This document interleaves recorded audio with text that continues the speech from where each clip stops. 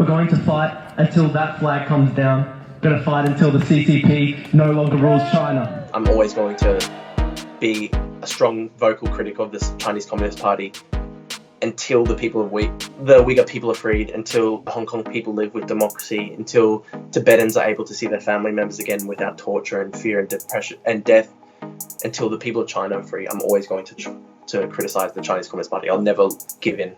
Some people might ask, why would an Australian be speaking in New York about Hong Kong, Tibet, human rights in China? And I think the answer is pretty simple. Our concern for human rights doesn't end at the border. Our concern for human rights is universal. My name's Drew Pavlu. I'm 20 years old. I study philosophy at the University of Queensland.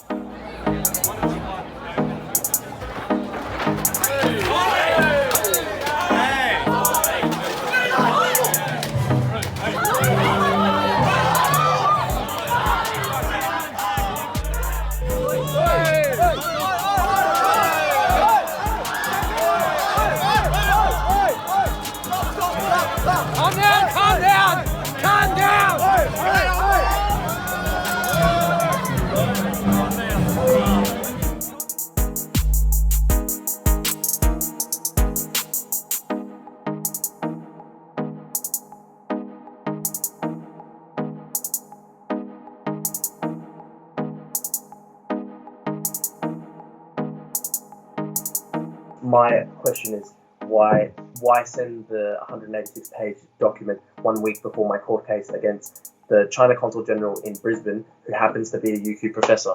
I honestly think that the university is trying to curry favour with Chinese Communist Party officials because they know if my political activities on campus critical of the Chinese Communist Party and the university's links to them threaten the steady revenue stream that comes from Chinese students, the university's finances will be belly up.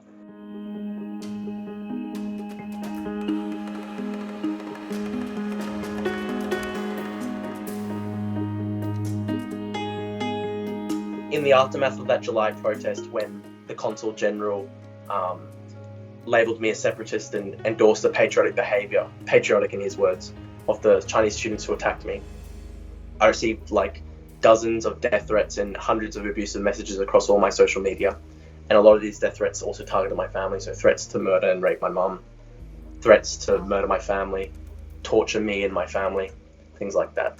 So it's a terror tactic. These people try and silence people through fear and intimidation and bullying. And just because of who I am as a person, I've always had this really strong drive to sort of go up against unjust authorities figures who use their power for wrong.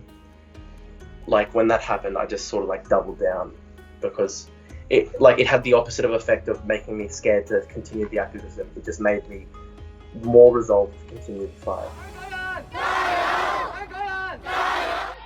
I remember there was a specific moment I was talking to my Uyghur friend and I could see the hurt in his eyes and I felt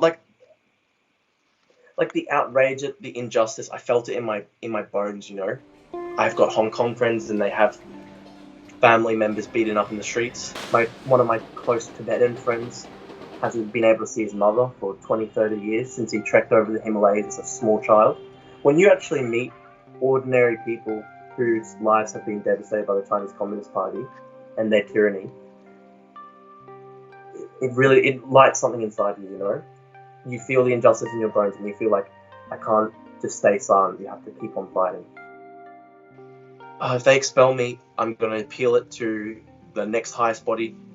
If that body affirms the expulsion, I'll appeal it to the next highest body. I'll appeal it all the way to the Supreme Court. I'm not going to go down without a fight. I'm going to fight it so strongly. Ultimately, I'm not planning for anything. I'm not planning to be expelled. I won't accept it. I won't let it happen. I'm not changing I'm not going to silence myself. I'm not going to stop any of my activism, and I'm not going to leave the University of Queensland. It's my university and I'm not going to leave it.